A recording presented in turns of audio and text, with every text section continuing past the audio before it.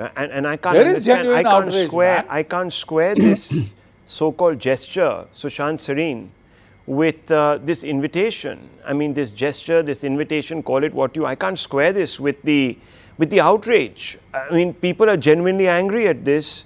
I mean, we made an example of Pakistani stars. We've actually gone after an Indian pop star, etc., because he, or whatever he is, film actor, whatever, because he acted with a Pakistani actor, and all of that. We've all been upset by this. Now, where is this coming from? This wellspring of, hockey, handshake, this camaraderie. Where is it coming from? Okay, Rahul, let me just first set the record straight. Something that General Bakshi said, and I have to register my contrary opinion to that. We didn't stop Op Sindoor because we couldn't sustain it. We agreed to the pause in Op Sindoor because the limited objective for which Op Sindoor was launched was achieved. Continue with it was never the plan. If it was required, we would have continued with it and we would have sustained it. And General Bakshi knows better than all of us the capabilities of the Indian Armed Forces and of this country to have sustained it. So I just want to correct that perception that we could not sustain it beyond 4 days. We could have. Having said that, the other thing I really want to say is, look, everything is up for weaponization. There is no such thing that please don't weaponize ports, please don't weaponize water. Everything will be weaponized because the Pakistanis have weaponized everything. They've weaponized culture, they've weaponized religion. Jihadism has a weaponized form of religion, right? Which they have imposed on us. And we have done dialogue to death. Incidentally, the death of Indians, not the death of Pakistanis. So we've done all of it.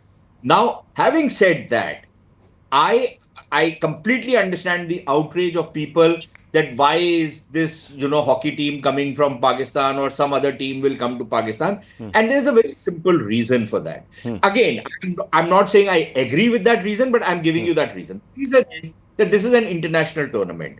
Either we say that, look, we will not host any international tournament in which Pakistan is also going to come on our country. We don't want Pakistan to defile India by coming and registering their presence out here.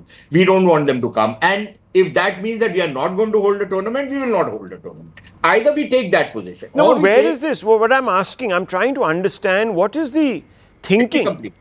Yeah. No, there's no thinking. Look, if you are holding an international tournament in which Pakistan qualifies, then you can't say we will not let them come, because then the tournament cannot be held in India. So now this is a call which governments will have to make, and not just for hockey. So what's the big deal if we don't have to host a tournament? Let it not be. I mean, we've got a principled position. Look at the IOC. This IOC blackmail, this threat, the risk of, some amount of sanctions, etc. I can't understand, because Sushant Sareen explained to me the Olympic Committee got rid of Russia in 2024. They said they're not participating. It is the biggest marquee multilateral event in the global sporting firmament. And Russia was made to sit out there. Yeah, but again, look at the nuance in that. They said Russia cannot participate, but they did not ban Russian athletes from participating, but they could not participate under the flag of Russia. Now, IOC could do that because all of the West, which calls the shots on that particular issue, was on the same page, and they all ganged up together. Nobody else had a voice, and they threw the Russians out or suspended them. So clearly then we failed to convince the rest of the world about Pakistan. I mean, if that is the case, we should have been able to convince all these FIH, God knows which countries constitute this FIH panel. But we should have been able to tell them that, listen, this is a problem. I again have no objections to if we have that diplomatic clout, which we probably have in cricket, right?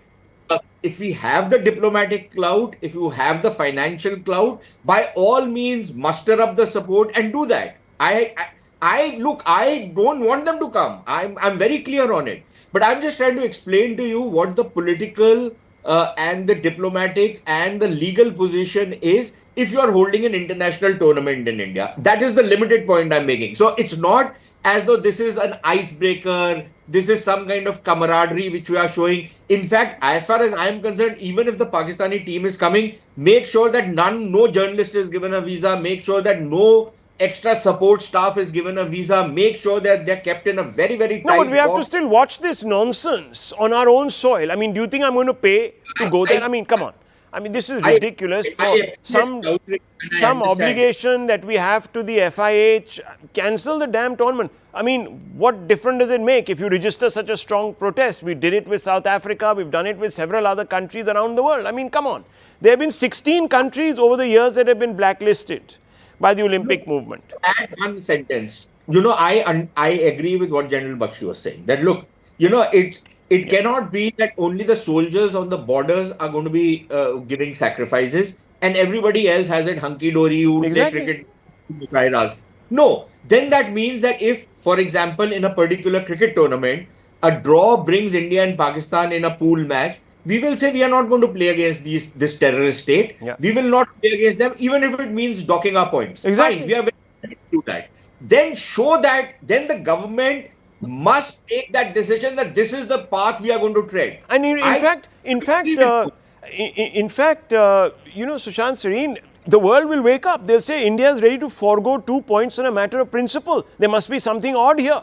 They'll wake up. They'll at least begin to focus the attention. We'll make a shindig out of it.